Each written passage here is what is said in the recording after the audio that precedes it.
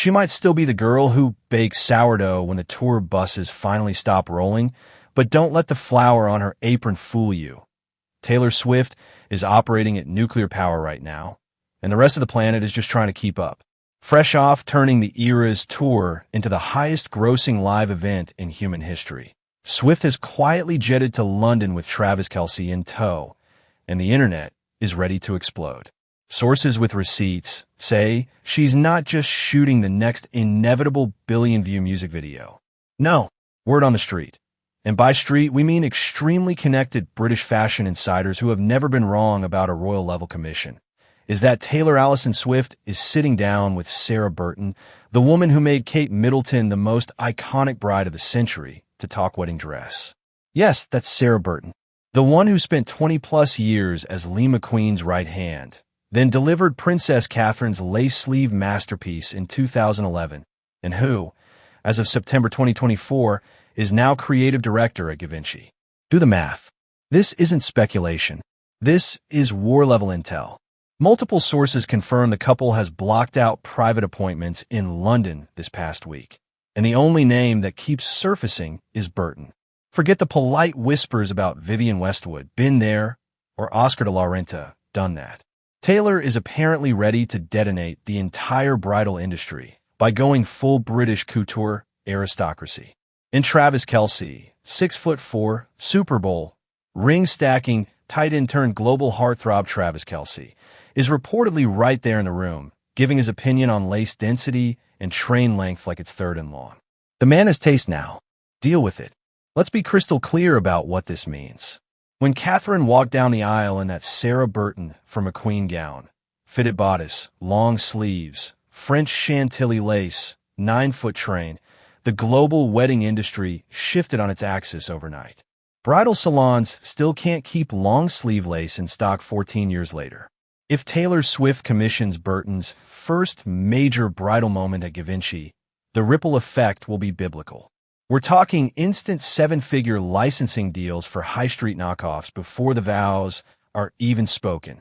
Vintage dealers are already panic-buying every Sarah Burton-era McQueen sample they can find because the second that engagement ring flashes under Westminster Abbey, level lighting, or wherever these two decide to stage the event of the decade, resale prices will triple overnight. Lizzie Wheeler, who runs Studio Dorothy and basically controls the supply of rare archival bridal, told me straight up, "My inbox is already flooded with Swifties begging for Burton McQueen. If Taylor wears her, I'll need a second warehouse." And don't think for a second this is some safe, princessy throwback move. Sarah Burton's work is quietly savage. She can make a woman look virginal and lethal in the same breath. Look at Catherine's gown again. Modest from the front, pure drama from the back. Constructed with corsetry so precise it turned a real human woman into living sculpture. That's the energy Taylor has been serving since Reputation. Don't underestimate me just because I'm smiling. Pair that with Givenchy's Audrey Hepburn archive. Burton now has access to every Hepburn x Givenchy sketch since 1954, and you've got a recipe for the kind of gown that will make grown fashion editors weep in the front row. The symbolism is almost too rich. America's sweetheart choosing the same designer who dressed British royalty? The woman who turned a royal wedding into a global obsession, now dressing the closest thing America has to a royal bride? This is transatlantic hard power dressed in silk duchesse. Meghan went Claire Waite Keller, also Givenchy, and the world lost its mind. Taylor going Burton is that on steroids. She's not borrowing from the royals, she's upgrading the blueprint. Swifties have been dissecting her style for clues since the August engagement drop, and the Ralph Lauren engagement photo gown was cute, but it was obviously a decoy. Real ones knew the second she stepped out in archival McQueen on the Eras tour that the seeds were planted. She's been leaving breadcrumbs for years. Those Victoria nightgown vibes in the Willow video, the old Hollywood bombshell moments, the lace applique bodysuits that scream couture bridal. She's not picking a dress. She's crowning herself. And Travis? Sources say he's all in. Apparently, he told friends he doesn't care if the train is 20 feet long. He'll carry it himself if he has to. The man is ready to be the most famous groom since, well, ever. Because when Taylor Swift walks down that aisle in Sarah Burton's masterpiece, it won't just be a wedding.